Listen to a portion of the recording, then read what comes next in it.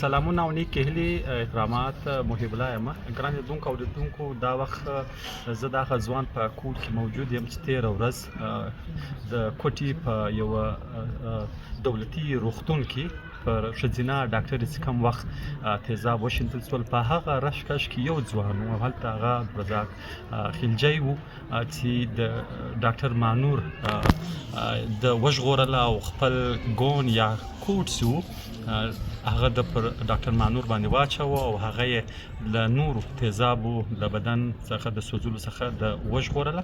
او تېره ورځ څو ډاکټر مانور خو د نورې درملنې یا د علاج لپاره د کراچي و یو شخصي روغتون ته دا وخت انتقال کړل شوې ده، خو عبدالرزاق خلجی هم تېره ورځ د کوټې په یو شخصي روغتون کې هلته تر درملنې لاندې و، خو نن ډاکټرانو دلته جواب ورکړی دا وخت دوی په کور کې دی او په کور کې ډېر دلته خپلوان ملګري دوستان د پوښتنې لپاره راځي. دا داسې کومه لویه کارنامه کړې ده. تېره ورځ په روغتون کې ډېر زیات راشکش و، لیکن یوازینی ځوان هم عبدالرزاق خلجی و چې د ډاکټر مانور وژغورله او الله تعالی دی یو وجه یې ورته جوړه کړله. او دا وخت زموږ سره عبدالرزاق خلجی صاحب چې دی ډېر زیات په تکلیف هم دی، د تکلیف هم ورکوو، انټرویوانې مو مخکې مو ورسره وکړلې، خو اوس یې یو بیا ورسره کوو یو 2-3 خبرې چې دی د تېر ورځ په حواله باندې. بس ډېره مننه او ډېر شاباشۍ ستا لپاره چې تاسو ډاکټر مانور ناصر وژغورله تېره ورځ. څه تاثرات او څنګه کیسه وه؟ لږ مختصره کیسه راته وکړئ. زه اوس ستاسو ټول مېلمنو شکریه ادا کوم چې هاسپیټل ته راغلي دي او تاسو دلې راغلي یاست. زه خپله اوس زما ډیوټي په میډیسن وارډ کې وله، عدالت په ارتوپیډیک وارډ کې یو ډاکټر سره ملاوېدم، ډاکټر عبدالله نومېږي، سرجن ډاکټر ده. نو زه دلته ولاړ وم، شاوخوا ته ډېرې سختې بغارې شولې او ډېر بد حال ولو. کله چې ما وکتل یو ډاکټره ولاړه وله، په مخ یې ویښتان ایلولو او سرې وینې وې په مخ باندې. کله چې مې وکتل دې کپړې هم ټولې سوځل شوې ولې، نو اکثره خلک ولاړ وو پښتو وارډ ته. نو اکثرو ویډیو هم شو کې کله چې دې عزت بچاوېدل دپاره ما خپل یونیفورم راواخیستی، نو دې پر بدن مې واچوئ.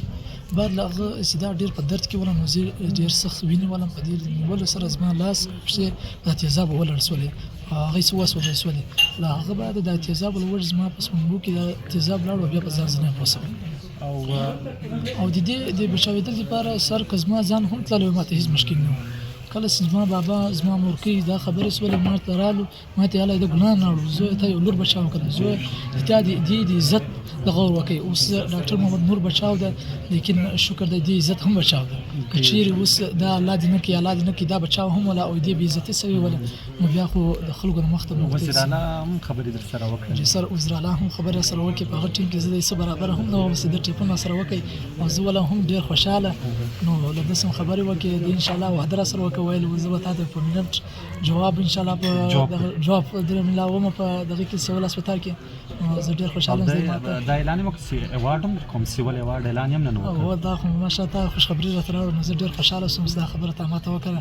نو زه د وزیراعلی او د ټول بلوچستان شکریه ادا کوم انشاءالله چې زما په اوس زه داسې نه ګرځوم. ډېره مننه. څنګه چې تاسو د طریق صاحب دلته مجلس او خبرې واورېدلې چې زما هدف هم او زما ته په کورنۍ کې د مور او پلار او د ملګرو دوستانو لخوا هم دغه ماته راښول سوي وو چې باید چې موږ که هغه هر څوک زموږ لپاره انسانیت چې دی هغه ډېر زیات مهم دی او باید موږ د انسانیت خدمت وکړو. عبدالرزاق دا هم وویل چې زما د وزیراعلی بلوچستان میر سرفراز بګټي صاحب زما دا غوښتنه ده چې زه اوس زده کوونکی یم، زه خپله یو محصل یم او باید چې ما ته هم دلته د نوکرۍ راکړي چې زه هم نور خپل تعلیم او خپل روزګار او ژوند چې دی هغه نور هم ورسره برابر کړم. او د ده په خبره چې کله ډاکټر مانور ډېر زیات هغه وخت په تکلیف کې وه او د دې مخ او بدن چې و هغه ډېر زیات سوځلی دی، هماغه وخت او سوځېدلی هم و، خو ما خپل ګون یا کوم کوټ چې ما راویستی او پر دې باندې مې واچوئ